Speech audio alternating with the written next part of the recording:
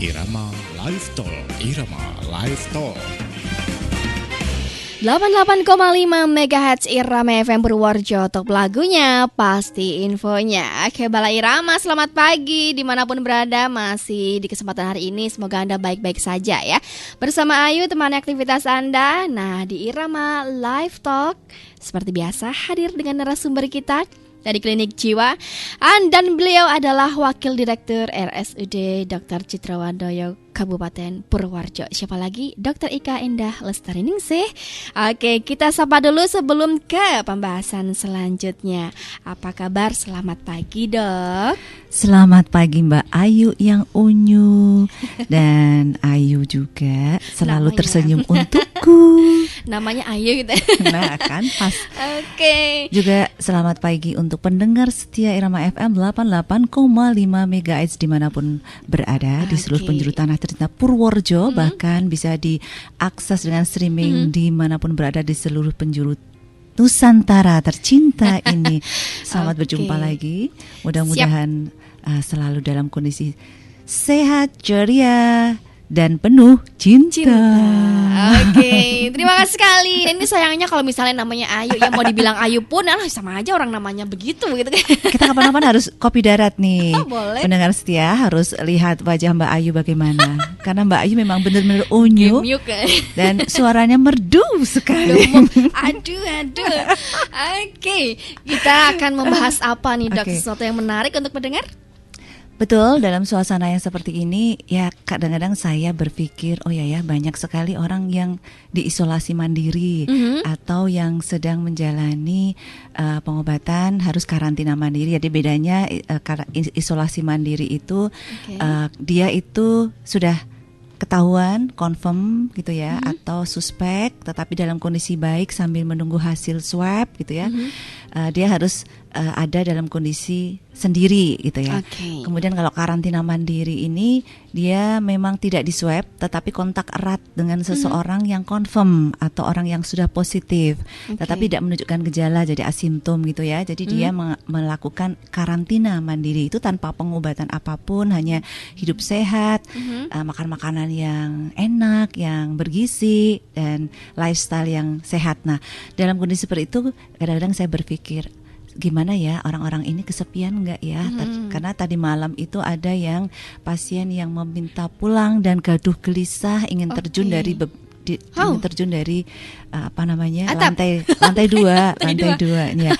Artinya gelisah karena kesepian dan ingin pulang. Tetapi memang pasien itu ada komorbid atau penyakit penyertanya, yaitu stroke infak. Nah, oleh karena itu malam-malam kita memulangkan pasien yang sudah kita rawat dan sebetulnya memang sudah boleh dipulangkan oleh dokter penanggung jawab pasien. Nah, kok jadi ngeri ya? Iya, kenapa harus pulang? Kenapa diperbolehkan gitu, Dok? Boleh, memang sudah baik gitu ya.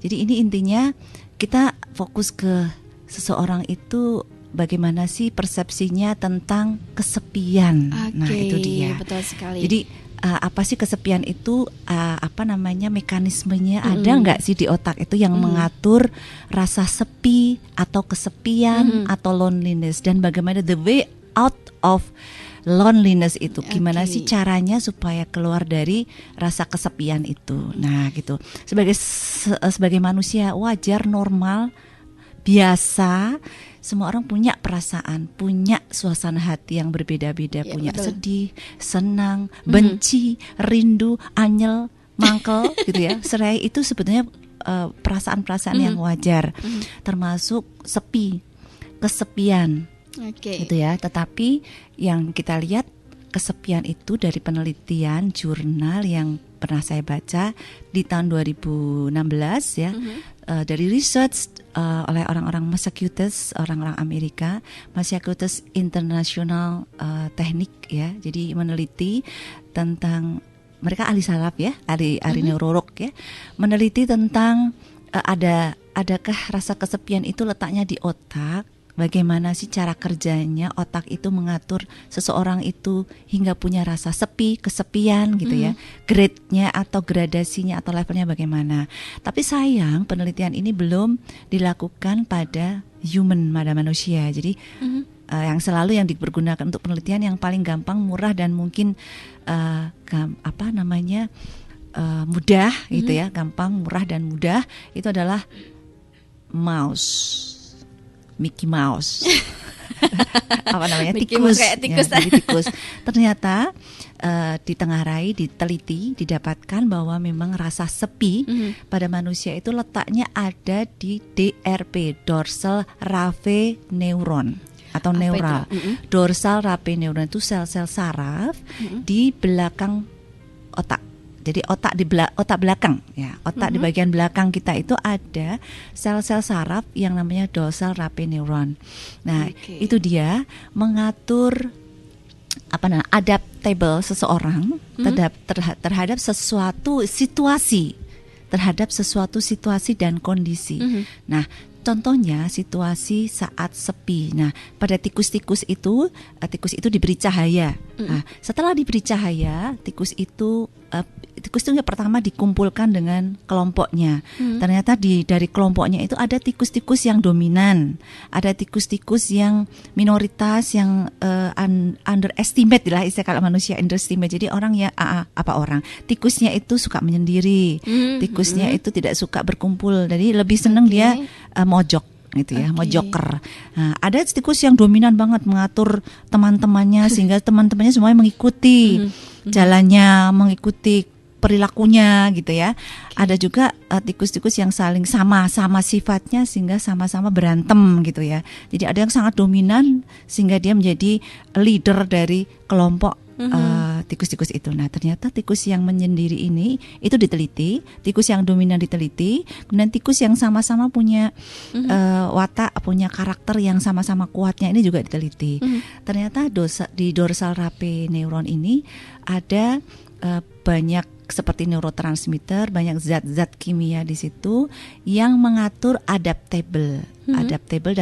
Adaptable itu suatu perilaku seseorang yang mampu mengadaptasi, mampu menyesuaikan diri, toleran terhadap suatu situasi atau kondisi. Jadi ada makhluk atau tikus yang dominan itu ternyata dia adaptable-nya tinggi, di level yang sangat tinggi. Jadi dia bisa mengatur semua anggotanya sehingga dia merasa menjadi makhluk yang paling actualize, makhluk yang terkuat gitu ya. Nah, itu tidak dirinci lagi, hanya diteliti perilakunya. Nah, untuk tikus yang menyendiri ini ternyata dia ada dorsal raphe neuronnya dia tipis gitu ya, kecil, sedikit dan tidak berkualitas. Ya, tidak berkualitas, artinya dia sistem otak untuk adaptasinya sangat rendah, jelek, minimalis gitu ya. Jadi dia lebih nyaman tidak bergabung dengan kelompoknya. Nah itu. Nah, kalau diadopsi dari tikus itu, kesimpulan dari para ahli saraf atau neurolog di Massachusetts International Technic itu, MIT itu tahun 2016 kalau nggak salah yang saya baca. Mereka researcher itu menyebutkan bahwa ini bisa diadaptasi atau diadopsi oleh untuk perilaku manusia secara umum.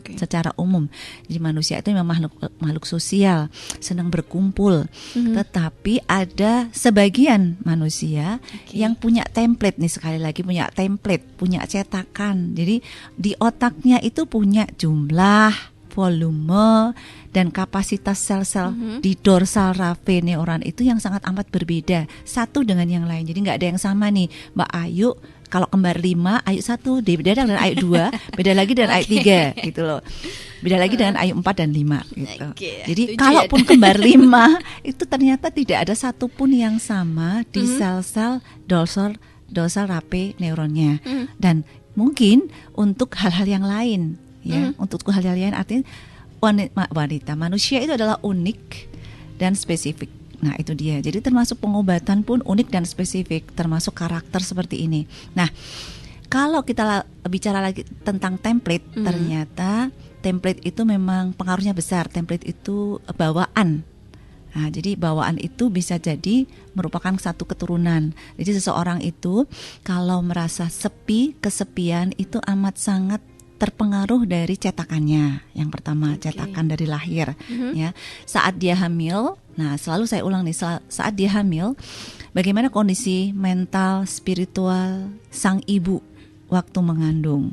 Ada nggak cetakan saat itu bahwa ibunya itu sakit secara fisik, punya penyakit, atau saat itu mengalami ALE, activity life event, peristiwa kehidupan yang tidak menyenangkan, gitu ya, sehingga membuat dorsal rape neuronnya itu menjadi tipis atau sedikit atau tidak berkualitas atau rapuh, gitulah ceritanya. Nah, jadi seorang tuh sepi itu sebetulnya normal. Kalau secara objektif memang kondisinya sepi banget ya.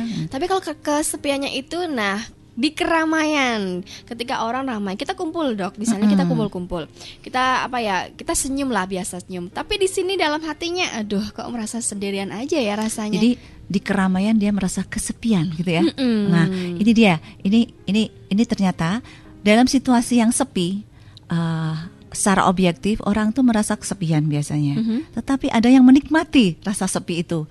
Dan bisa mengadaptasi rasa sepi itu, ya, bisa mengadaptasi. Jadi dorsal rape neuronnya sangat adaptable. Sangat adaptable tuh artinya dia bisa menyesuaikan. Oh ya udah, cari hiburan dengerin musik, nonton drakor gitu ya. Pasti. Terus bikin puisi atau nyanyi-nyanyi sendiri, karaokean gitu ya.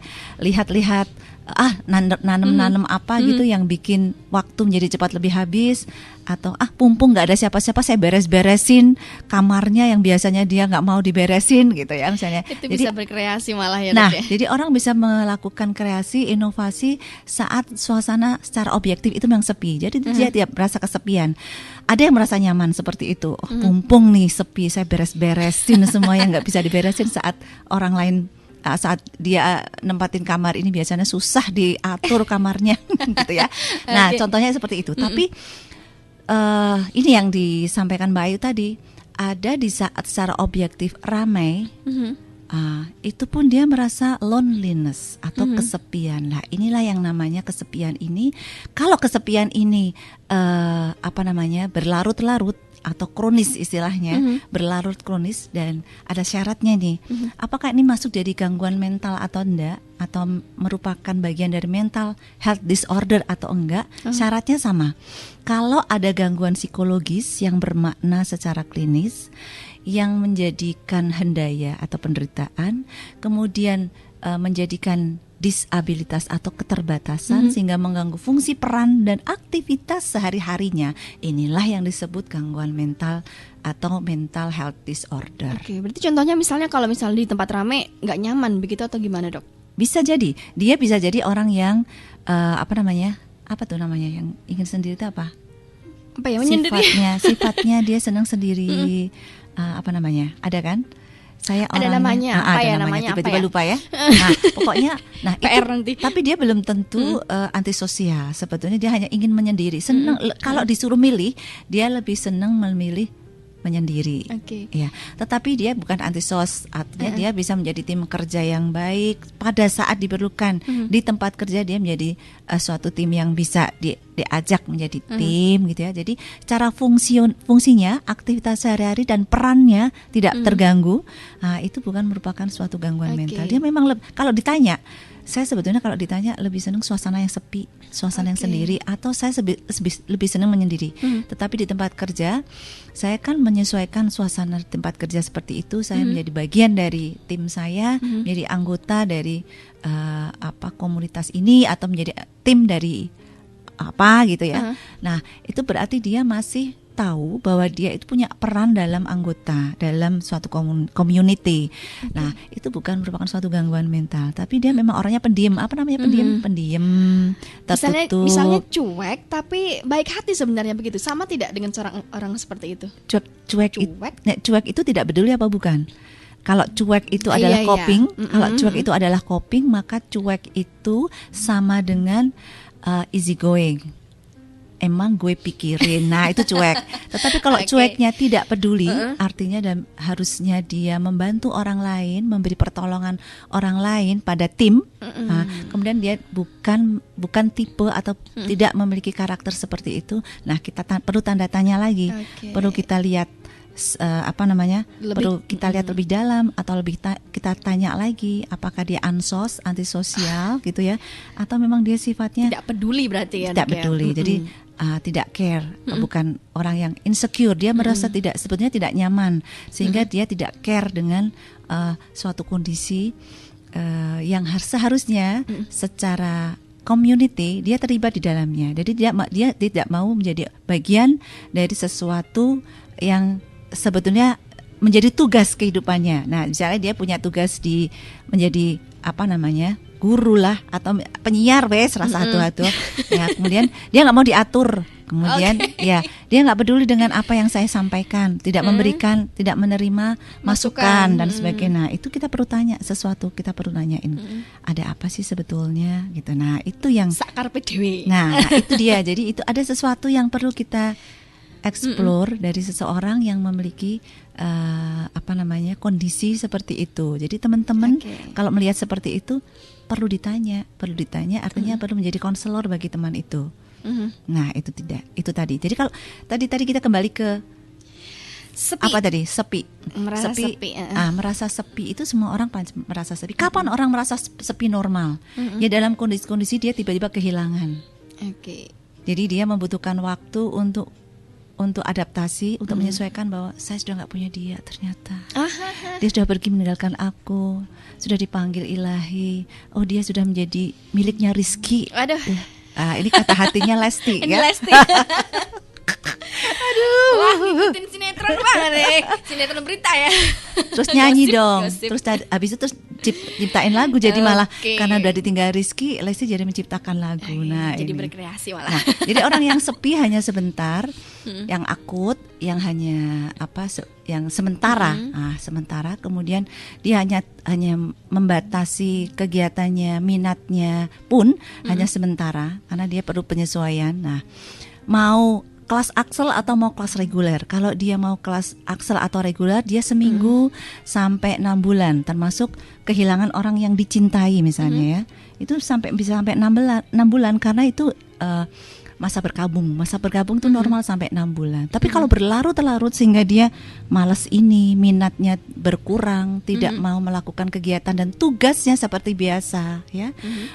Sulit tidur atau malah banyak tidur, tidak mau makan atau malah banyak makan terus dan sebagainya. Nah, itulah yang namanya mengganggu fungsi peran dan aktivitas sehari-hari.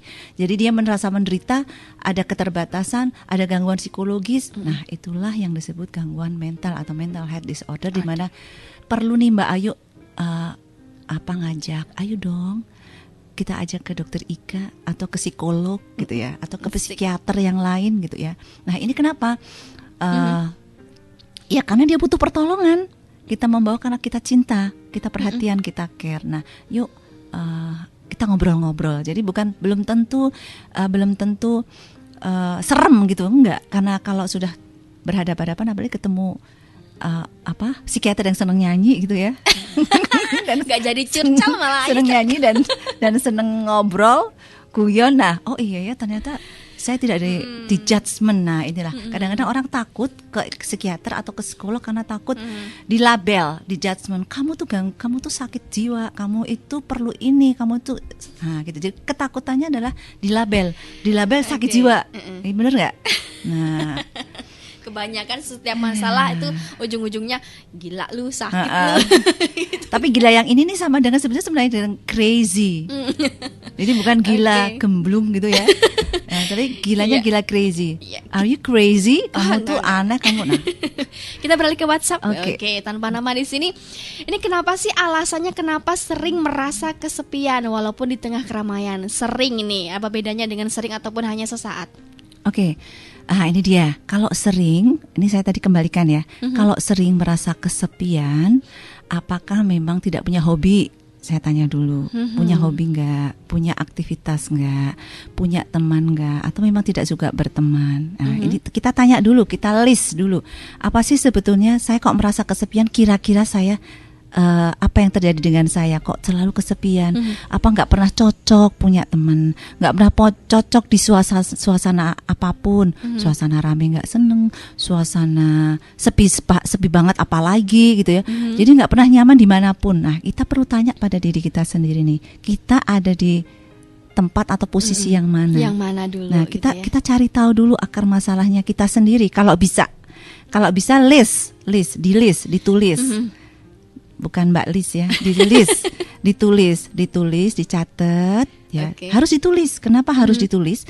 Karena kalau kita tulis ternyata banyak muncul sesuatu yang bisa kita pelajari dari kita sendiri. Jadi tidak kita overthinking kan, tapi kita tulis. Kalau kita tulis itu bukan overthinking. Oh, ternyata kalau ketemunya sama Mbak Ayu saya bisa seneng. Tapi kalau ketemunya sama Dokter Ika bosen gitu ya. Nanti dilabel sama Dokter Ika, lo gila gitu ya, lo crazy gitu ya. Atau kalau ketemu sama kakaknya yang satu, kakaknya itu sifatnya nurturer, orangnya dengerin, membina, kayak orang tua. Aku lebih seneng ini, nggak dinasehatin sama kakak yang satu. Atau kalau ketemu sama ayah itu kalau ketemu baru diceritain sedikit aja nggak enak, nggak nyaman. Soalnya apa? Soalnya selalu disalahkan terus gitu ya. Nah, itu misalnya seperti itu. Lanjut di WhatsApp-nya bisa dong? Oke. Ini juga tanpa nama, mungkin pada malu gitu ya. Apa alasannya sih sering merasa kesepian yang wajar? Ini perbedaannya apa dengan yang karena depresi? Nah, itu dia tadi. Kita dia. Jadi kalau sepi karena depresi ya, atau sepi karena wajar, ya. Kalau sepi karena wajar memang ada secara objektif sepi. Gitu ya. Sepi artinya iya ya nggak enak ya sendirian, biasanya berdua, bertiga, berempat lebih baik gitu kan. Nah, karena dia nyaman bersama community-nya atau bersama orang lain, karena memang manusia itu ada tadi dari dorsal raphe neuro itu secara umum manusia itu memang makhluk sosial. Jadi dorsal raphe-nya itu tinggi secara fajar. Jadi dia memang membutuhkan orang lain untuk hidupnya. Baik untuk pengakuannya, jadi Mbak Ayu cantik, harus ada orang yang ngomong kan, masa ngomong sendiri Ayu cantik gitu kan, enggak, mesti ada orang yang ngomong Ayu baik, Ayu cantik, itu sesuatu gitu ya. Nah, kalau sesuatu yang disebut tadi tidak wajar atau depresi, bagian dari depresi, yang jelas itu pasti ada gangguan psikologis yang bermakna secara klinis. Nah, gangguan psikologis yang bermakna secara klinis, kalau depresi itu kan ada 3A. Ada afek depresi, jadi kelihatan banget orangnya menyempit, sedih, diajak ngomong dikit nangis gitu ya. Terus nggak mau keluar kamar misalnya gitu ya. Kemudian anergia, malas-malesan, sering anget-anget, masuk anginan, gampang keroan, gampang capek itu ya. Gampang panas. Belum tentu. Gampang panas, gampang anget gitu ya. Kemudian anhedonia, dia nggak bisa menikmati hidup, nggak bisa menikmati suasana apapun, serba bingung, serba nggak enak gitu ya. Nah, ini anhedonia, nggak bisa menikmati kehidupan ini. Rasanya salah, rasanya mah atuh. Aneh banget. Aneh banget. Pokoknya semuanya serba saya kok begini. Tidak orang yang beruntung ya dibandingkan dia. Nah, selalu ada seperti itu. Jadi hopeless, loneliness yang bagian dari 3 ini. Ditambah ada beberapa ditambah ada beberapa ciri khas yang tidak mau makan, makannya banyak, libidonya menurun, berat badannya menurun, atau tambah banyak makan dan sebagainya. Nah, terus gangguannya ada fungsi peran dan aktivitas sehari-hari, dia merasa menderita dan ada keterbatasan. Nah, itu yang disebut bagian dari depresi. Oke, kita sapa yang sudah yang sudah bergabung di kesempatan hari ini. Halo, selamat pagi. Selamat pagi, Mbak. Oke. Iya, dengan Ayu yang cantik. Bu dokter yang pinter. Aduh, ini pasti Bu Setio. Matur nuwun, salam kangen. Ya, pokoknya aku nggak ikut tikus itu. Tikus. Aku selalu memuja dan ya inilah senang makanya kalau ada Mbak Ayu. Dokter, terima kasih. Terima kasih.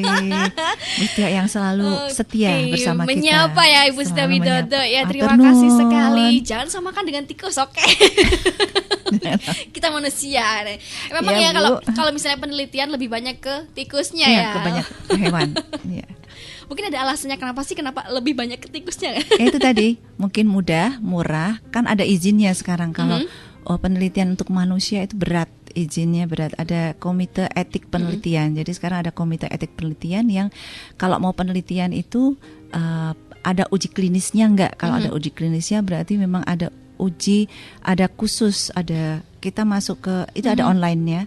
Dari di setiap rumah sakit itu ada komite etik penelitian ya. Jadi semua yang akan diteliti khususnya untuk manusia itu menjalani tahapan-tahapan.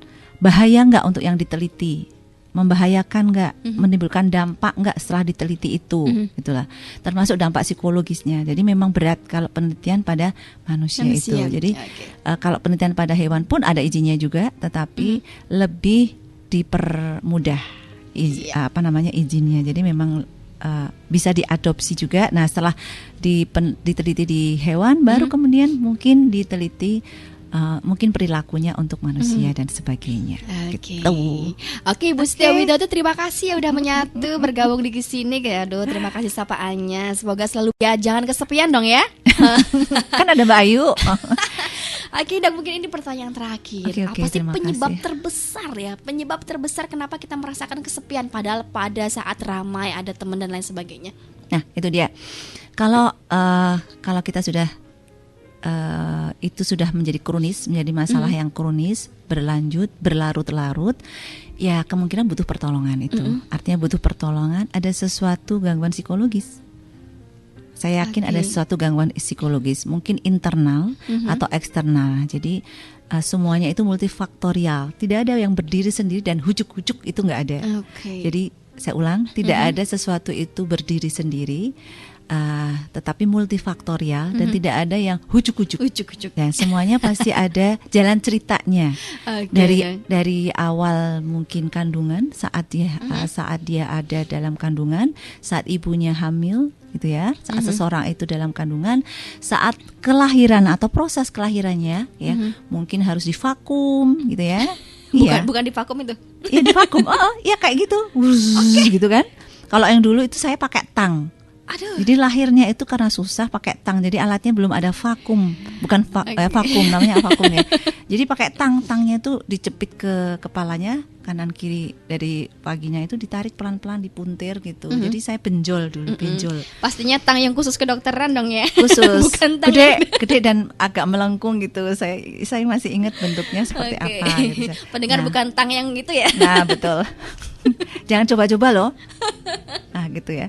Terus ya itu tadi bagaimana proses kelahirannya. Ya ada asfiksia nggak? Asfiksia itu kurang oksigen sehingga saat lahir bayi itu nggak menangis sama sekali, atau menangisnya pelan-pelan. Jadi dinilai dengan skor Apgar namanya.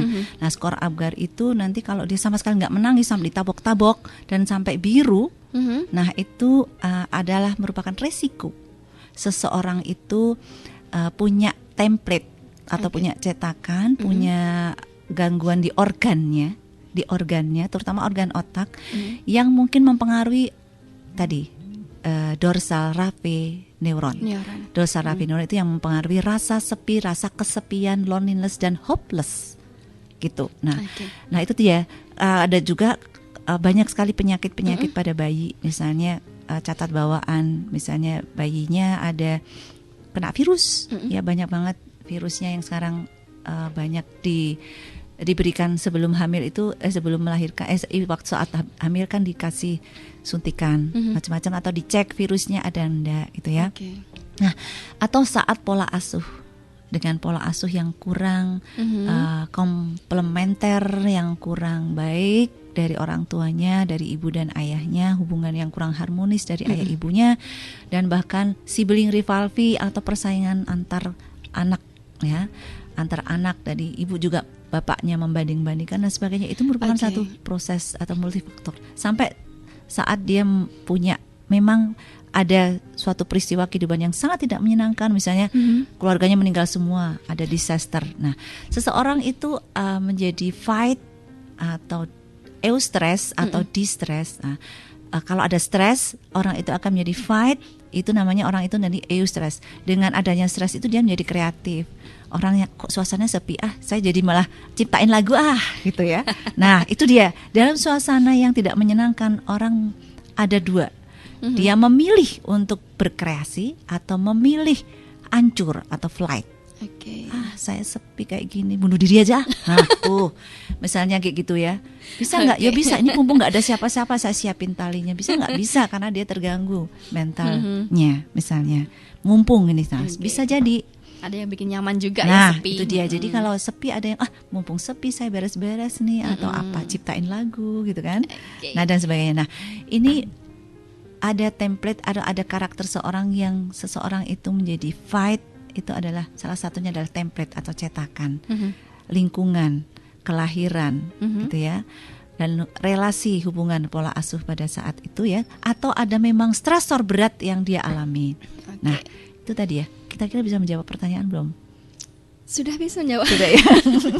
Sekaligus dok, ini seperti ini, masalah seperti ini mungkin banyak sekali yang merasakan ya. Solusi ini buat pendengar, solusi agar kita tidak merasakan kesepian yang berlebih, mungkin lah boleh kesepian tapi jangan berlebih gitu kan. Oke, dan jangan terus-menerus dan berlarut-larut gitu kan. Apa mungkin perlu diangkat dulu? Oke, dengan boleh lah ya, kita angkat ya. Ya, selamat pagi. Selamat pagi.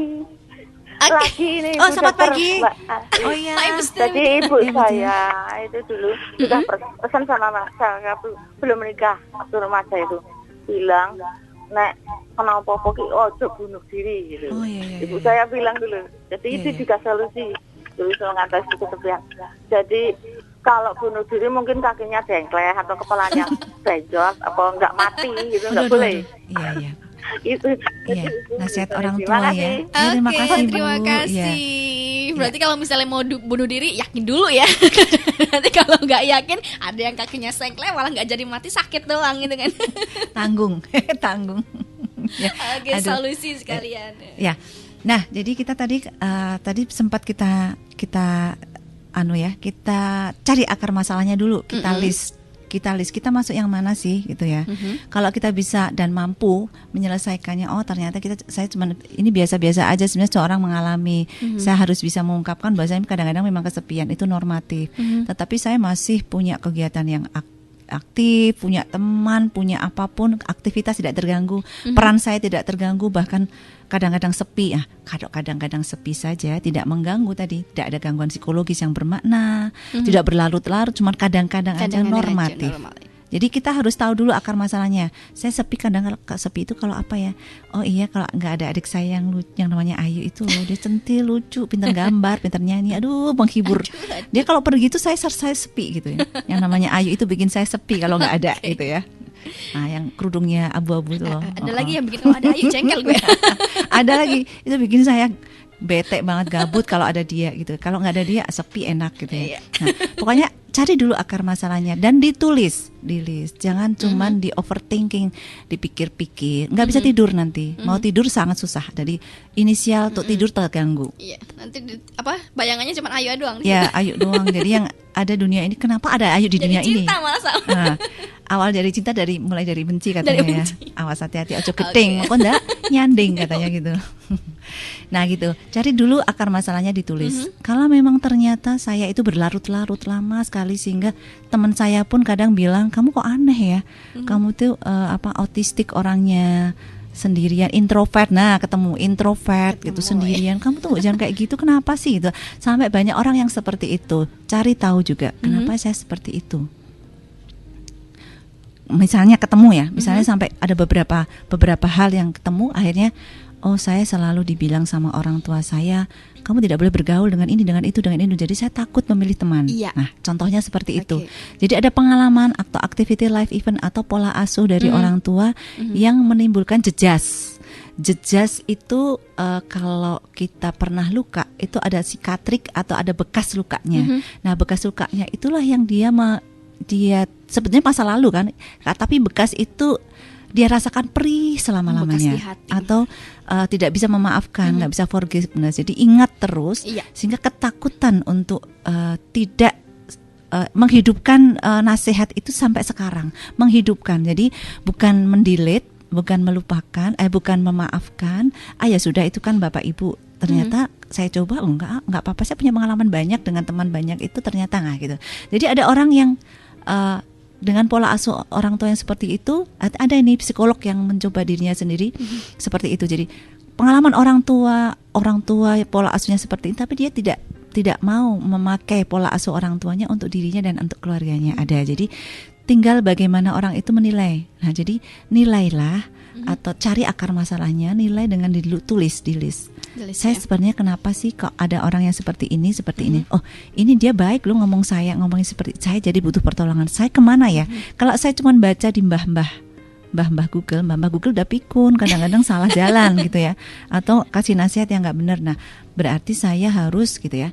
Berarti saya misalnya harus cari tahu ke konsultan atau konsulen, psikolog, psikiater. Saya seperti ini, Dok. Bagaimana? Saya seperti apa? Harus bagaimana? Nah, carilah pertolongan di tempat yang tepat. Nah, gitu Mbak Ayu. Nah, kalau ada teman yang memang bisa membantu, teman yang minimal mendengarkan, dan teman yang bukan melabel atau menjudgment atau menstigma. Kamu makanya, nah gitu. Makanya kamu dengerin aku. Nah, itu udah bukan seorang konselor, teman yang bukan yang punya sifat konselor. Tapi kalau kita punya teman yang bermasalah, dengarkan saja secara aktif. Jadi menurut kamu gimana? Giring. Akhirnya kamu kayaknya perlu pertolongan, apa aku temenin? Nanti kamu kalau bisa ngobrol sendiri saya tinggal. Kalau enggak saya bantu. Kalau saya salah saya dibetulkan. Tapi saya temenin di psikolog atau psikiater gitu ya. Jadi psikolog dan psikiater bukan orang advisor, bukan yang memberi nasihat.